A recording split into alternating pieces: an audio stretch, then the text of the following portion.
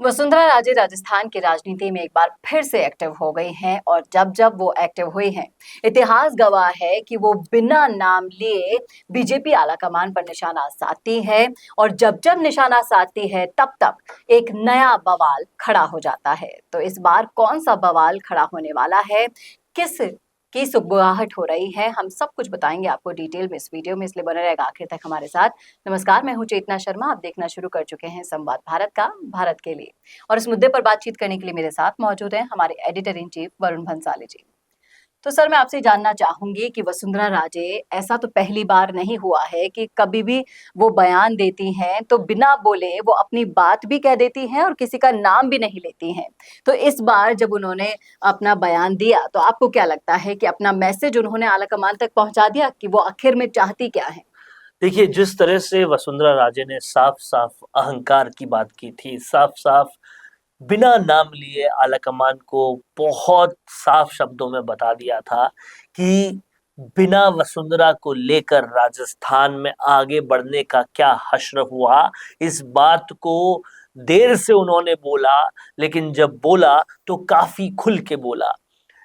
सबसे बड़ी बात यह है कि अगर इस पूरे बयान को एनालाइज करने के लिए पीछे पास्ट में जाया जाए, भूतकाल में जाया जाए, तो समझ में आता है कि वसुंधरा राजे ने ये पहली बार नहीं किया। जी। आलाकमान को कहीं ना कहीं आंख दिखाने का काम वो लगातार करती रही हैं। याद होगा आपको कि जिस तरह से एक बार राजस्थान का सीएम गुलाब चंद कटारिया को बनाने के लिए गुलाब चंद कटारिया ने खुद ने मेहनत शुरू की थी और उन्होंने सिर्फ अनाउंसमेंट किया था कि रथ यात्रा की जाएगी। उस अनाउंसमेंट, बतौर बहस अनाउंसमेंट पर भी उन्होंने अधिकतर एमएलए के इस्तीफे अपने पास ले लिए थे और उसके बाद गुलाब चंद कटारिया जैसे दबंग नेता को भी चुपचाप रहना पड़ा और वैसा गृह मंत्री का पोर्टफोलियो लेना पड़ा जिसके पास कोई पावर नहीं है, ट्रांसफर्स तक की पावर उनके पास नहीं थी। यही नहीं, इसके बाद भी जब मदन लाल सैनी को बनाया गया था भाजपा प्रदेशाध्यक्ष, उससे पहले और अशोक परनामी को हटाने के बाद एक बहुत लंबा गैप रहा था। इतना लंबा गैप कभी भी आज तक भारतीय जनता पार्टी के राजस्थान के इतिहास में नहीं रहा है। इतने लंबे वक्त तक कभी भी भारतीय जनता पार्टी राजस्थान बिना प्रदेशाध्यक्ष के नहीं रही है। बात यहाँ पर यह हो गई थी कि वसुंधरा राजे नहीं चाहती थी कि गजेंद्र सिंह शेखावत बने प्रदेशाध्यक्ष और कहीं ना कहीं मोदी शाह ये चाहते थे कि वही बने। और जिस तरह से आलाकमान को बार बार लगातार चुनौती दी जा रही थी, अंततोगत्वा यही हुआ कि एक ऐसा शख्स प्रदेशाध्यक्ष बना 3 महीने के गैप के बाद, जो बहुत ही ज्यादा वृद्धावस्था में थे, जिनको देखकर समझ में आता था कि ये कोई खास काम नहीं कर सकते, और हुआ भी वही। कुछ ही दिनों में वो स्वर्गवास हो गया उनका। तो साफ तौर पर उसके बाद भी वसुंधरा राजे का एटीट्यूड नहीं बदला था और तब प्रधानमंत्री मोदी और अमित शाह ने सोचा होगा कि वसुंधरा राजे को राजस्थान की राजनीति से हटाते हैं, पर इतना आसान हटाना था नहीं जी। इस बार भी कुछ ऐसा हुआ और बहुत सारे सूत्र ये कहते हैं कि जब चीफ मिनिस्टर बनाने की बात आई थी, उससे पहले इस बार भी वसुंधरा राजे ने साफ साफ पहले प्रधानमंत्री मोदी अमित शाह से मिलना वो चाह रही थी, मुलाकात हुई नहीं थी। फिर कहीं ना कहीं जेपी नड्डा से मुलाकात हुई और वहां भी उन्होंने साफ साफ बहुत कुछ कहा कि अगर मुख्यमंत्री नहीं बनाया तो ये हो जाएगा, वो हो जाएगा। और उसके बाद भी इस बार प्रधानमंत्री मोदी और अमित शाह पूरी अटल थे, अडिग थे। बहुत कुछ हुआ, लेकिन विधानसभा भले ही जीत गए, पर लोकसभा में वसुंधरा राजे ने, ऐसा लगता है कि अपना बदला ले लिया। और उसके बाद ये बयान देना साफ साफ बताता है कि आने वाली राजस्थान की राजनीति आसान तो नहीं है। आगे आने वाली राजनीति की ही जब हम बात कर रहे हैं तो उपचुनाव अवसर पर हैं और कहीं ना कहीं लोकसभा से सबक लेकर वसुंधरा राजे को लाइमलाइट में फिर से लाना होगा। इस विचार पर आप क्या बोलते हैं? क्योंकि वसुंधरा राजे को साइडलाइन करने का नुकसान तो आलाकमान झेल ही चुके हैं बीजेपी। देखिए, बहुत सीधी सी बात है कि विधानसभा का अभी माहौल देख लीजिए, आपको समझ में आता है कि पक्ष के पास बोलने को कुछ नहीं है और वासुदेव देवनानी मुद्दों को डॉज पे डॉज किए जा रहे हैं। ऐसा माहौल वक्ताओं से भरी हुई बीजेपी में कभी था ही नहीं, कभी हुआ ही नहीं। और वसुंधरा राजे का विधानसभा से नदारद रहना, वसुंधरा राजे समेत राजेंद्र राठौड़ से लेकर सतीश पूनिया तक, गुलाब चंद कटारिया तक, जो स्टॉलवर्ड्स हुआ करते थे, जो कभी पक्ष को कभी विपक्ष को बोलने नहीं देते थे, वो सब हैं ही नहीं।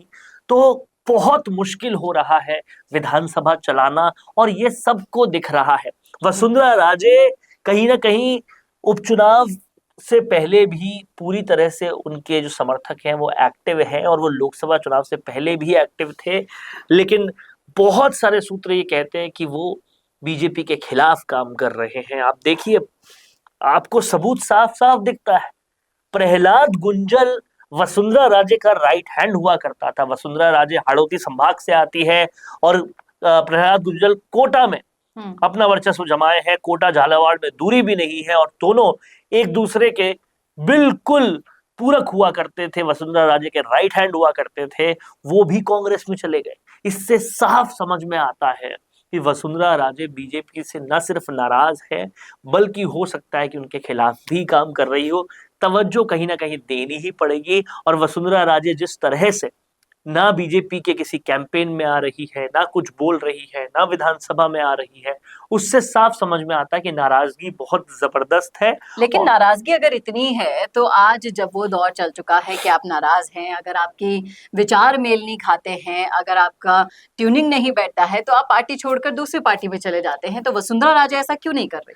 देखिए, पार्टी छोड़कर दूसरी पार्टी में वो जा सकता है जो एक आध बार का, दो बार का विधायक हो।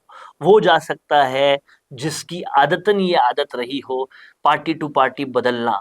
वसुंधरा राजे जो 3 बार की मुख्यमंत्री रह चुकी है, जो भाजपा की दिग्गज नेता है, जिसके पीछे तमाम सारे विधायक हैं, वो अगर पार्टी छोड़ती है तो कहीं ना कहीं बहुत दिक्कत आ सकती है। इसलिए वसुंधरा राजे पार्टी छोड़ दे ये तो मुश्किल लगता है, लेकिन वो गेम चेंज बिल्कुल कर सकती है। और ये बहुत ही साफ और स्पष्ट बात है कि वसुंधरा राजे और अशोक गहलोत में जो मित्रता है, इसके पीछे कोई पर्दा नहीं है।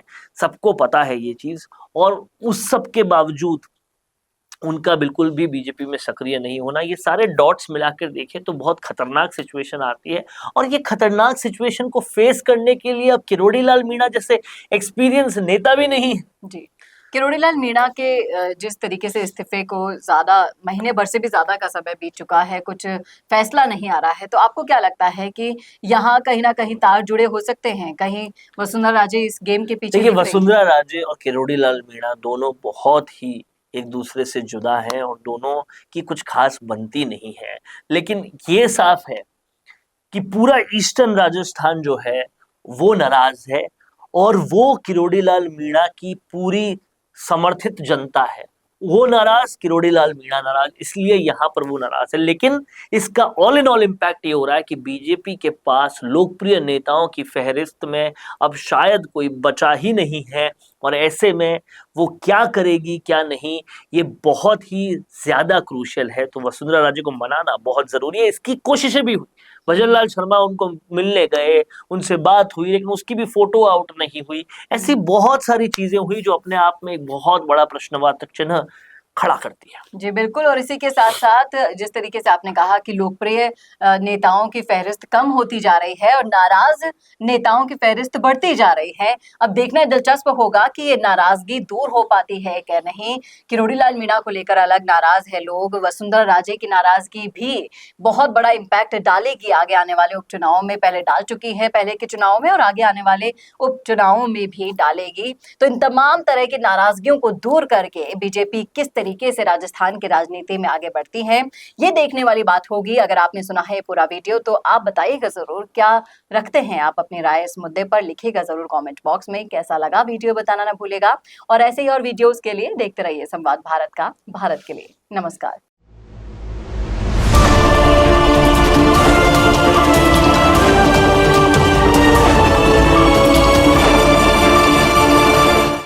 Attention, attention. Do you want to make your promotional headline news? Introducing a game-changing service. I am Varun, your go-to actor for creating impactful promotional breaking news spokesperson video to engage your audience at maximum. I specialize in dynamic, attention-grabbing breaking news videos that deliver your message with images, videos, logos, dynamic backgrounds, and suitable attires. Whether it's a product launch, a special offer, or a brand announcement, all will be done according to your needs. But here's the best part. It's not just about the visuals. It's about everything from idea to scripts, shoots to edit, and last but not the least, delivering quality video on time. Don't miss out on this exclusive opportunity. Book my gig now on Fiverr and let's make your promotion go viral.